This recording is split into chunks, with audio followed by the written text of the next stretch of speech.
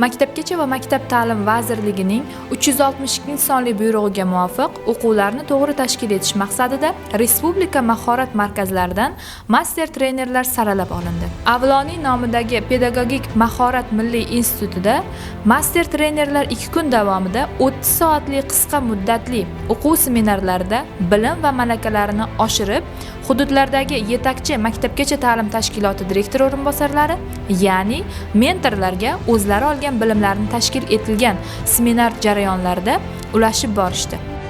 Hozirgi kunda mentor trenerlarni seminarlarga jalb qilgan holda metodik mahorat kuni, metodik mahorat soati haqida bir qancha tushunchalarni, yangi texnologiyalarni, yangi metodlarni o'rganishni olib bormoqdamiz.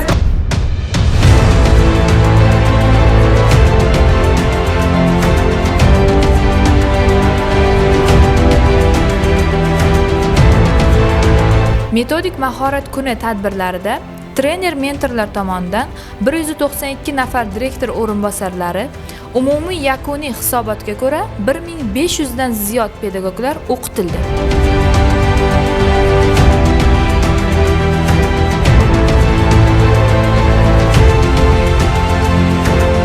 Bu yerda o'rgangan bilimlarni mustahkamlab borib, maktabgacha ta'lim tashkilotlarida metodik mahorat soatlarini tashkil etilgan.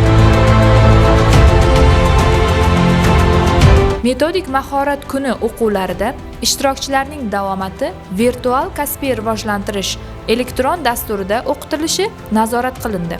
Metodik mahorat soati tadbirlarida 2188 nafardan ortiq pedagog xodimlar qamrab olindi. O'sha bolajonlarimizga ta'lim-tarbiya berayotganlarida o'yin orqali ta'lim-tarbiya berishlarini o'rgatib va ularga ko'mak berib kelyapman.